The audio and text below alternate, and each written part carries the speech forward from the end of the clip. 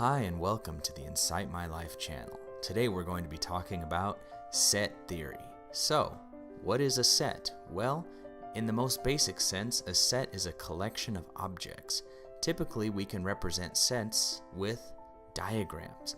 So, based upon this diagram, let's say that A, which is the blue circle, represents our group of objects. And everything in the gray box represents all the objects that are not a part of A. So the mark next to the A in the gray box represents not, or the complement, which means everything that's not A. And sets get more complicated from here. Not by much though.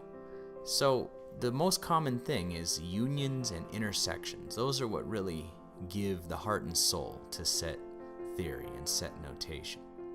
So typically you'll find Venn diagrams when you're dealing with set notation and set theory.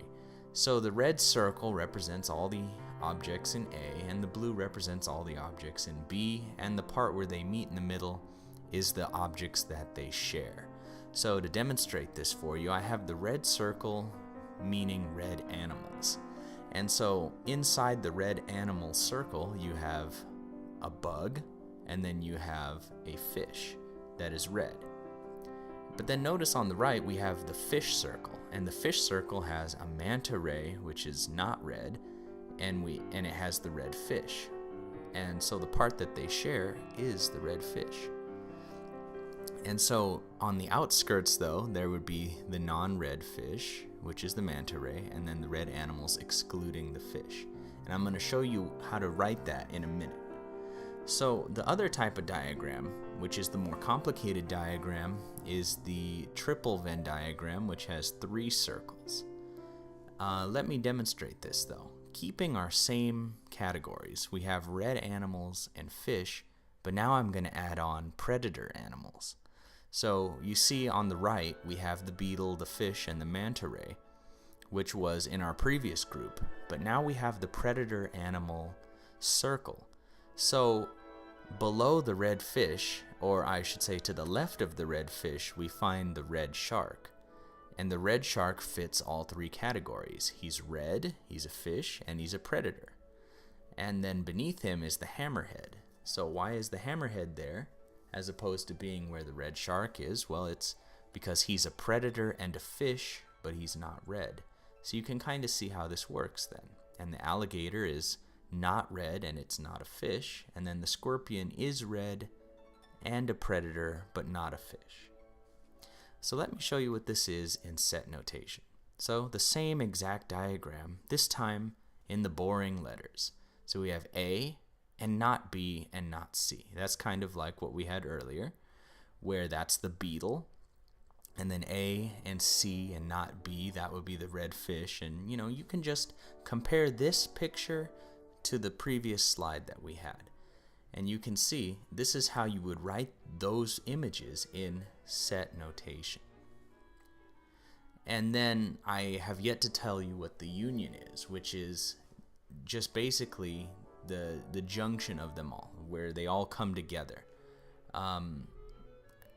Not where they all come together, I mean all of them coming together as one, in a sense. So like a train, like a train has many different compartments, but it's all part of one train.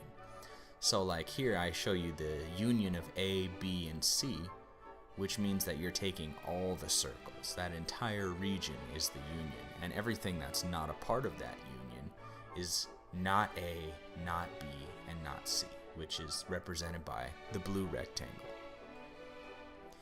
So some of the common formulas that you'll find in set theory are this one, which is the union formula, and then you'll find the formula for a single part, so like just B, or you can replace it with A. So let's go over the first one, the union formula. So we see that it's the probability of A plus the probability of B minus the intersection. But why? Why are we subtracting the intersection? Well, let's take a look. So in these circles, you can see that the union is just adding up X, Y, and Z. And it's just that easy from the diagram. Now, why does the notation have us subtracting the intersection? Well, the reason being is because you start out taking the first circle, which is A, which is the probability of just A, which is x, y, and then you take the probability of B, which is y, z. But notice you double counted the y, so you have to take out the y. Hence, you get your formula. Okay, now let's look at the other formula. So the probability of B is just y and z, and you can see that the B circle only contains the elements y and z. So really, if you think about it, the first part is the probability of B and A, which is y.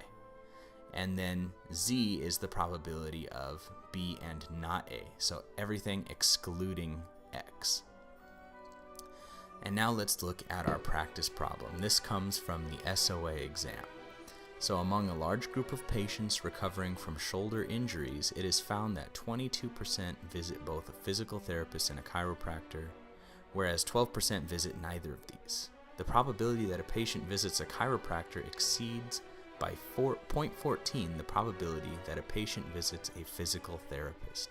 Determine the probability that a randomly chosen member of this group visits a physical therapist. So let's model this with a Venn diagram. And let's let the circle on the left be the PTs and on the right let it be the chiropractors. And let's just fill in the information. So it says it is found that 22% visit both. So can you tell me where that is? It's got to go in the middle. Right on. Okay, now it says 12% visit neither of these. So if nobody sees a PT or a chiropractor, it's got to go in where? The rectangle. Alright, so then it says the probability that a patient visits a chiropractor exceeds by 0.14 the probability that a patient visits a physical therapist. So since they share the 0.22, we can just label one of them as x and then the other one as x plus 0.14 since it exceeds it by 0.14. And so from that we can derive our formula on the far right. So remember what I said, I believe I said it in a previous video, but all probability must add up to 1. So if you add up all the members of the circles, x, 0.22, x plus 0.14, and 0.12, you get the equation on the right, and it has to equal 1. So we do some simplification, and we find that x is 0.26. So we're done, right? Wrong. Don't forget, they're asking for the physical therapist. So the entire circle for the physical therapist, which means that it's x plus 0.22. So that comes out to be 0.26 plus 0.22 is 0.48. And hence that is the solution to our SOA problem. If you liked watching the video, if you feel like you've learned something, or you just want to support free tutorials, please subscribe. Stay tuned to my channel as I'll be updating it with more SOA problems and more lessons. Thanks for watching, everybody.